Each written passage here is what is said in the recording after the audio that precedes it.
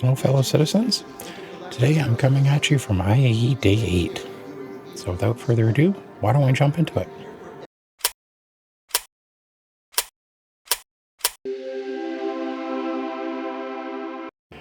Okay, so today on the showroom floor we've got Origin Jumpworks. So front and center is the 890 Jump. Now, to be honest, I've never realized how big this ship actually is. I bought one earlier this year, just using in-game credits.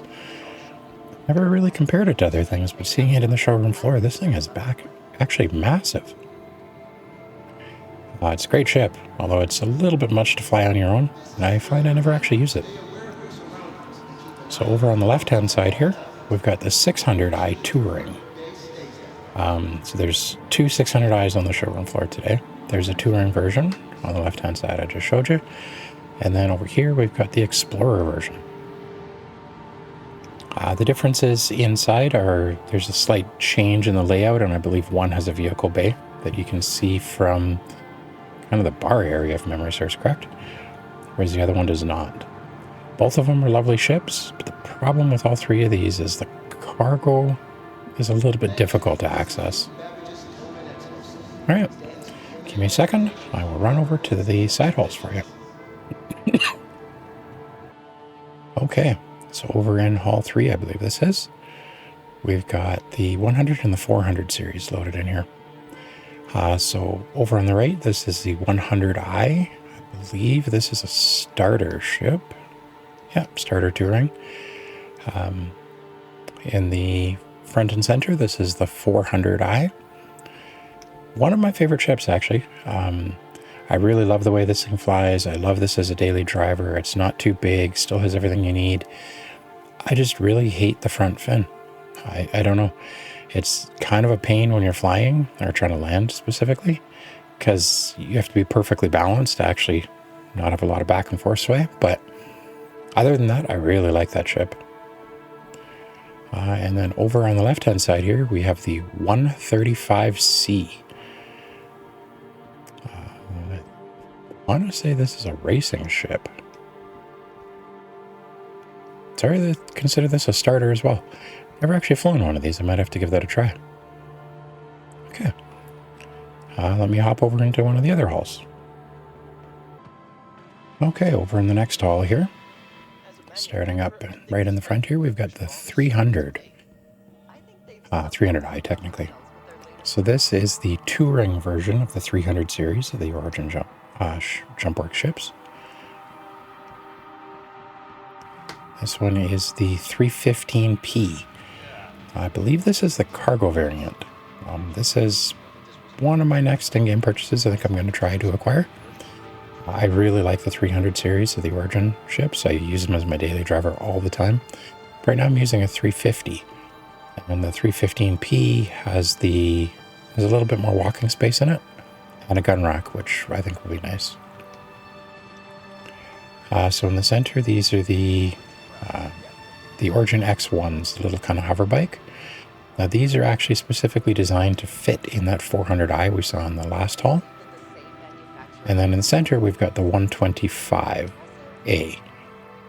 I always get these confused on the purposes for each, but the 125, I thought that was a 325, but the 125 is, again, considered a starter ship and light fighter. Okay, well, this is a 325. So this is a 325A. This is the interdiction version of the 300 series from Origin. This is the 350 that I was just talking about. I use this as like I say, my daily driver all the time. 350R, I guess it's technically called. And they consider a racing variant. It is super fast, flies super smooth in atmosphere, out of atmosphere, has a really large quantum drive on it. I'm quite impressed by the 350 series. It's actually one of the things I really like about the Origin ships is they all have a very common look to them. Maybe a little bit too common because it is actually really hard to tell them apart. Like within the 300 series, other than the coloring, it's almost impossible, but they offer custom coloring on them.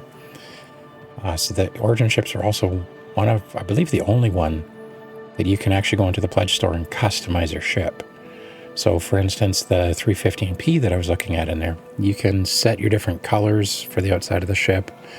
You can buy different colors inside of the ship. You can buy a coffee maker and all sorts of custom options that you'll probably never need in the game. But, I mean, why not, right? Okay, give me a second. I will hop downstairs. I don't think there's anything in any of the other conference halls. All right, so immediately down on the stairs on the right-hand side, we've got the M50. This is actually a racing ship. Again, a really nice ship to fly. That's what I like about all the Origin ships, is they're nicely refined, for lack of better words. Now, as we move over to the holodecks, I just wanted to mention we really don't have any new news or new big announcements today. So, I mean, that's, I guess, a good thing.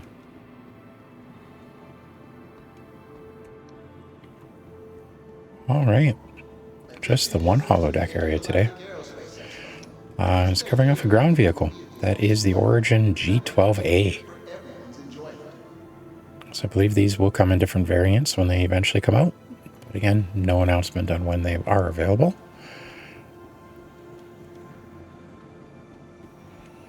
And again, these are just more of the G12s. Yeah. All right. Well, it is the second last day of IAE. So hopefully you enjoyed the tour today. With that said, again, I will be back tomorrow to bring you all of the new news on tomorrow's manufacturer. And then next week, we dive into kind of wrapping up of IAE. So again, like the video if you like what you saw, and please subscribe to get the latest news when they come out for IAE. And other videos I do as well, of course.